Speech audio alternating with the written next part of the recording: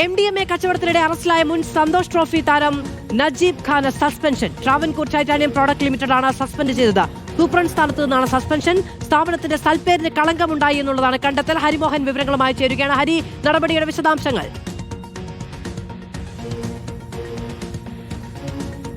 മധു, കഴിഞ്ഞ ദിവസമാണ് ഈ നജീബ് ഖാൻ, അതായത് കേരളത്തിന് വേണ്ടി സന്തോഷ് ട്രോഫി കളിച്ചിട്ടുള്ള മുൻ താരമായിട്ടുള്ള നജീബ് ഖാനെ കഴിഞ്ഞ ദിവസമാണ് തിരുവനന്തപുരത്ത് ഒരു ഹോട്ടലിൽ നിന്ന് എക്സൈസും നാർക്കോട്ടിക്സ് സംഘവും ചേർന്ന് നടത്തിയ സംയുക്തമായ പരിശോധനയിൽ പിടികൂടിയത്. ഇയാളുടെ പക്കൽ MDMA ഉണ്ടായിരുന്നു. മാത്രമല്ല, തലസ്ഥാനത്തെ ഹോട്ടലുകൾ കേന്ദ്രീകരിച്ച് സെലിബ്രിറ്റികൾക്കടക്കം ഈ ലഹരി മരുന്ന് വിൽപ്പന നടത്തുന്നു എന്നുള്ള വിവരം കൂടി നാർക്കോട്ടിക് സംഘത്തിന് ലഭിച്ചിരുന്നു. അതിന്റെ അടിസ്ഥാനത്തിലായിരുന്നു അറസ്റ്റ്.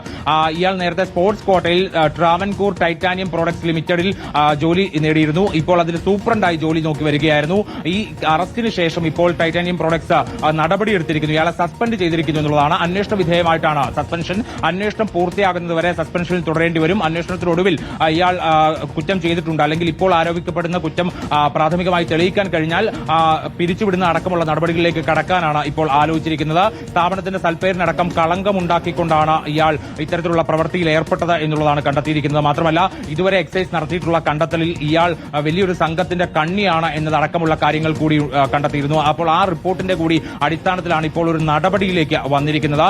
ഇയാൾ സ്പോർട്സ് ക്വാട്ടയിൽ ജോലി നേടി ഏറെക്കാലമായി ടൈറ്റാനിയം പ്രോഡക്ട്സിൽ ജോലി നോക്കി വരികയായിരുന്നു. പക്ഷേ ഈ കാലം അത്രയും ഇയാൾ തലസ്ഥാനത്ത് ഇത്തരത്തിലൊരു ലഹരി കച്ചവടം നടത്തിയിരുന്നു എന്നുള്ളതാണ് ഈ കഴിഞ്ഞ ദിവസങ്ങളിലൊക്കെ നടത്തിയ അന്വേഷണത്തിൽ എക്സൈസിനും നാർക്കോട്ടിക്സിനും കണ്ടെത്താൻ സാധിച്ചത് എന്നുള്ളതാണ് പ്രധാനപ്പെട്ട കാര്യം. ഇയാളുടെ പക്കലുണ്ടായിരുന്ന MDMAയേക്കാൾ ഇയാൾ പലപ്പോഴായി വിൽപ്പന നടത്തുകയും ഒപ്പം തന്നെ ലഹരി സംഘങ്ങളുമായി ബന്ധപ്പെടുകയും ചെയ്തു എന്നുള്ളതിന്റെ തെളിവുകൾ ഇതിനോടകം തന്നെ അന്വേഷണ സംഘങ്ങൾക്ക് ലഭിച്ചിട്ടുണ്ട് എന്നുള്ളതാണ് വളരെ പ്രധാനപ്പെട്ട കാര്യം. എന്തായാലും തുടർ നടപടി ഈ അന്വേഷണത്തിനൊടുവിൽ ടൈറ്റാനിയം പ്രോഡക്ട്സ് തീരുമാനിക്കുമെന്നുള്ളതാണ് അറിയുന്നത്. എന്തായാലും ഇപ്പോൾ നജീബ് ഖാനെ റിമാൻഡ് ചെയ്ത ജയിലിലേക്ക് മാറ്റിയിരിക്കുകയാണ്. മാധു, ഹരിമോഹനാണ് വിവരങ്ങൾ നൽകി. നോക്കൂ, സ്പോർട്സ് കോട്ടയിലൊക്കെ പ്രവേശനം നേടി ഒരു പൊതുമേഖലാ സ്ഥാപനത്തിൽ ജോലി ചെയ്യുന്നതിനിടയിൽ MDMA കച്ചവടത്തിന്റെയൊക്കെ ഭാഗമാവുകയും അതിന്റെ പേരിൽ നടപടി നേരിടുകയും വരിക എന്ന് പറയുന്നത് എത്രത്തോളം നിരാശാജനകമായ സാഹചര്യമാണ്.